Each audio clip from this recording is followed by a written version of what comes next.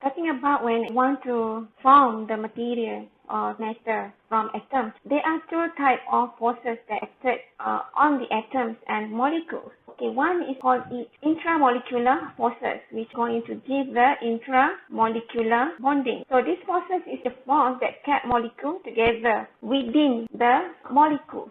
So you have this atom A, you have this atom B. So to form this molecule, you have intramolecular bonding. Okay. The second one is intermolecular forces, form the intermolecular bonding. So it's the attractive forces between molecules which are responsible for keeping in their form, whether it's the solid or liquid phases. Okay. So you see here you have the molecule. Okay, and it forms larger molecule here, and this is the similar larger molecule. So between this molecule there are secondary forces between it, and this one we call it the intermolecular forces that form the intermolecular bonding between the molecules.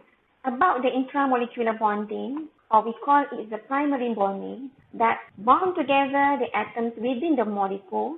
We have three types of this bonding, which is one is we call it ionic bonding, another one we call the covalent bonding, and third one we have the metallic bonding. However, for the intermolecular bonding, it's between the molecule. When we have the secondary bonding, or we call it van der Waals bonding. So we can find van der Waals bonding between the molecules. One, we have fluctuating induced dipole, polar induced dipole, or permanent dipole. For example, hydrogen bonding. We're going to cover regarding the secondary bonding. We have the primary bonding, which ionic, covalent, as well as metallic bonding.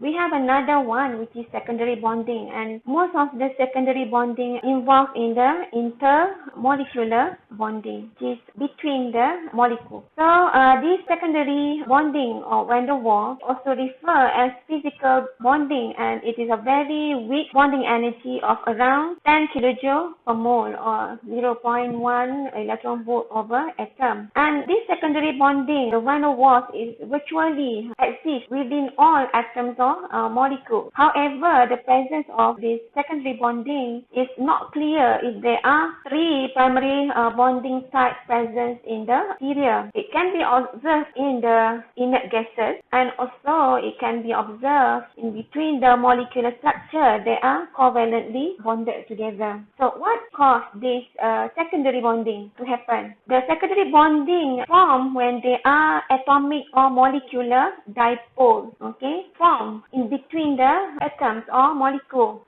This dipole moment due to the some separation of positive plus and negative portion of an atom or a molecule. Here you see for this particular atom, it has portion of slightly positive and slightly negative charge. So between the positive end, okay, of one dipole and another adjacent negative region, there will be the Coulomb attraction that we call the secondary bonding. This dipole interaction occurs between induced dipoles, means that the compound is non-polar compound, but the polarity in the compound is being induced. Second is between induced dipole with the polar molecule. You have polar molecule which interact with the induced dipolar, and then it also can happen between polar molecule. For the permanent dipole, okay, we can categorize into two. We have permanent dipole bonding, and we also can have fluctuating dipole bonding. So for the polar molecule with induced dipole bonding, it is example for permanent dipole bond. It is exists in some molecule due to the asymmetrical arrangement of the positive and negatively charged region, made of atom with different electronegativity. Okay, we did cover regarding the one polar bonding for covalent compound. Say for example in the hydrochloric acid, right? Between the chlorine as well as the hydrogen, whenever this molecule interact with this molecule, this partially positive will